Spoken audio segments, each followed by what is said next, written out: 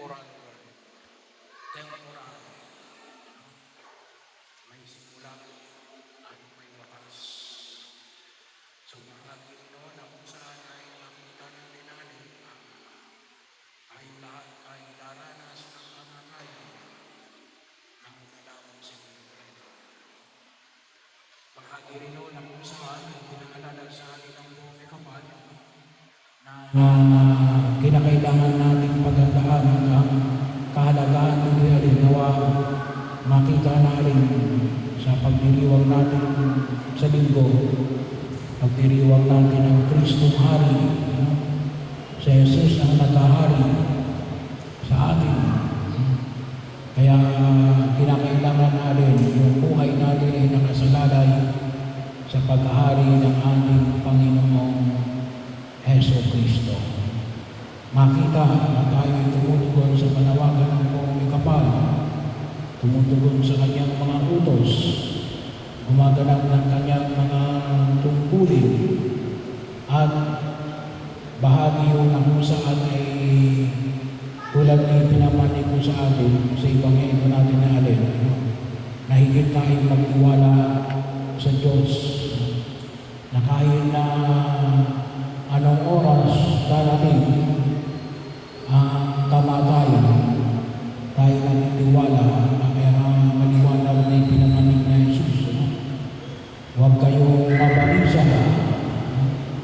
sa ating kumisan pag-iisip pa lang namin ng kamatayan ay nagdudulot na sa ating ang maraming pagkabalisa. Paano kapag tayo ay nawala? Ano yung gagawin ng mga naiwanan natin? Hindi kaya kapag tayo ang iniwanan ng mga mahal natin sa buhay, kung minsan ay bahagi na tayo nag-aalala, baka ano na yung ating kahilan lang sa daigdig na ito. Pero maliwanag mo na yung pinahayag na Jesus.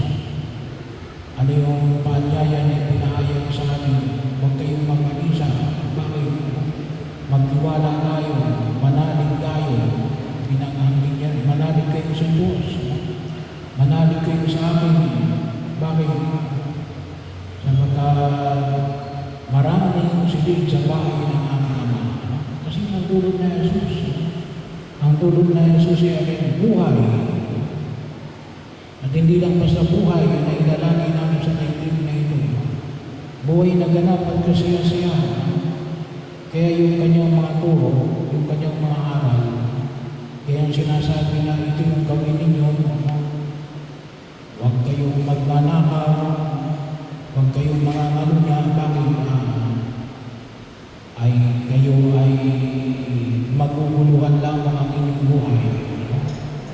At bahagi yun na kung saan niya din, yan ay pag-uusahan natin. Hindi lamang sa daigdig na ito, ngunit sa kabilang buhay. Bahagi yun na huwag natin kalimutan. Sa gitna ng kaawaan ng Diyos, huwag natin kalimutan natin na may katarungan. Sabi nga natin, yung usapin na yun na mga nangungurakot, paano yung mga nangungurakot, saan ba sila pupunta kapag sila namatay? Well, kapag sila ay hindi nagsisi, alam natin, sa impyerno yan. Paano kapag sila nagsisi? Well, hindi na sila pupunta sa impyerno. Pero pupunta pa sila agad sa langit. Ay hindi pa nila nabayaran. Namatay sila, hindi nila nabayaran. Yung kanilang mga kinurakot, pupunta pa sila sa langit. Papayag pa kayo na yung mga nangurakot ay sa gitna ng kanilang pagsisisi, pupunta na ba sila sa langit? Hindi. Kaya meron na tayong purgatorio. Doon pinupurgahan. Doon binibigay yung yung katarungan. At maliwanag ko sa banal na kasulatan na yung pagbibigay ng katarungan, kaya kung mayroon tayong utang, magbayad na tayo, no? Habang tayo nabubuhay sa daigdig na ito. Kasi baka akala ng iba'y kapag tayo namatay, no? Hindi na tayo magbabayad ng utang. No? Wala. Hindi ko kayo, no? Pero yung mga mahal sa buhay na naiwanan, sila yung magbabayad ng utang. No? Pero kapag may mga utang, may quotation marks, na hindi natin nabayaran sa daigdig na ito, ang pagpapusahan natin sa purgatorio. No? So, kaya yun po yung purgatorio. Kaya napakahalaga na makita natin. Kaya kaakibat din dyan yung alin, yung katarungan. Bagaman maaway ng Diyos na handang magpatawad sa atin sa ating mga nagawang kasalanan. Kaya napakahalaga rin na habang tumatawag tayo sa daigdig na ito, no, ay humingi tayo ng kapatawaran sa mga nagawa natin kahinaan at kakulangan, no? Lalo-lalo na sa sakramento ng kumpisal. No? So, bahagi yun ang kusay na inihanda natin yung ating sarili. Kaya din, ngayon, habang inihatin natin sa mga driver, no? Nawa ay kaawaan siya ng buong may kapal. Nawa ay nakahingi siya ng kapatawaran sa harapan ng Diyos. At kung sakaling